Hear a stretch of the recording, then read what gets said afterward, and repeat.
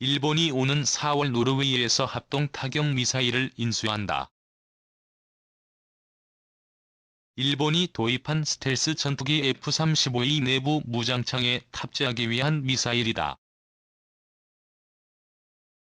이 미사일은 일본이 적기지 공격 능력을 보유하는 움직임과 직결돼 있는 미사일로 일본이 평화헌법 상전수 방위 원칙을 깨려한다는 비판을 받는 무기다. 방산 전문 매체 제인스닷컴은 일본 방위성 대변인의 말을 인용해 지난 9일 일본이 공군 자위대용의 F-35의 전투기에 탑재하기 위해 4월부터 정밀 유도 무기인 JASM을 인수한다고 보도했다. 일본 지지통신은 지난 7일 일본 방위성이 낙도 방위 등에서 적이 위협권 밖에서 발사가 가능한 사거리 약 500km의 원거리 공격 미사일을 늦어도 2022년 3월까지 취득할 계획인 것으로 나타났다고 보도했는데 JS 보도가 맞다면 일본의 JSM 획득 시기가 1년 앞당겨지는 것이다. JSM은 F-35의 스텔스기 동치 내부 무장창에 맞도록 설계된 5세대 정밀 장거리 미사일이다. 레이더에 탐지되기 어려운 F-35의 스텔스 성능에다 약 500km인 사거리를 활용할 수 있는 미사일이다. 공군 전문 매체어 보스 테크놀로지에 따르면 JSM은 길이 4m, 무게 416kg이다. 탄두 중량은 125kg이다. 링크 16 네트워크와 호환하는 데이터 링크가 탑재되며 비행 중 표적, 경로 수정과 임무 취소, 명중 여부 표시 등을 명령할 수 있다. 미사일 전방에 탑재된 적외선 시크는 표적을 구분하며 정밀한 항법 체계는 지상에 근접해 비행하도록 해준다. 또 소형 제트 엔진 덕분에 기동력이 뛰어나다.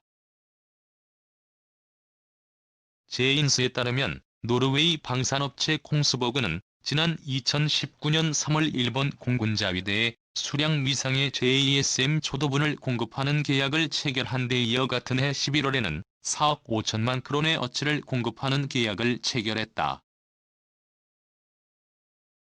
이를 위해 일본 정부는 2018 회계연도에 22억 엔의 예산을 공군 자위대에 배정했다. 이중 JSM 구매 예산이 21억 6천만 엔이었다. 일본 정부는 이어 2019 회계연도에 79억 엔, 2020 회계연도에 136억 엔의 예산을 JSM 조달 비용으로 각각 배정했다.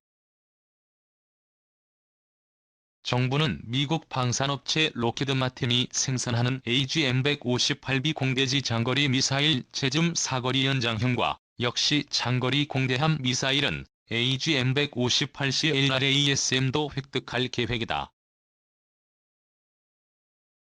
공군 자위대의 다목적 전투기 F-15J에 탑재할 미사일들로 공군 자위대의 장거리 펀치력을 강화하는 데 기여할 무기들이다. JASSM과 LRSAM은 사거리가 공히 900km 이상으로 일본 언론들이 적기지 공격 능력 보유와 관련해 검토할 대상으로 소개한 것들이다. 북한과 러시아, 중국이 일본에 탄도미사일을 발사하거나 발사할 움직임이 있으면 북한과 러시아, 중국의 영공에 들어가지 않고서도 동해상과 동중국 해에서 북한과 러시아, 중국의 탄도미사일 원점을 타격할 수 있는 사거리를 가진 미사일이다. 적기지 공격 능력 보유론이란 상대국이 일본에 대한 공격을 시사하며 탄도미사일 발사에 착수했을 경우 일본이 사전에 미사일 기지를 공격할 수 있는 능력을 갖춰야 한다는 주장이다. 일본 정부는 적기지 공격 능력 보유를 명분으로 F-35의 전투기 합동 타격 미사일, 이지스함 순항 미사일 토마호크 등을 확보해 선제 공격 능력을 강화하고 있다는 비판을 받고 있다. 일본 정부는 1956년 하토야마 이치로 당시 총리가 국회 답변을 통해 공격이 행해질 경우 앉아서 참여를 기다리는 것이 헌법 취지는 아닐 것이라고 밝힌 뒤 적기지 공격 능력 확보가 전수방위 원칙을 규정한 헌법에 어긋나지 않는다는 입장을 유지하고 있다.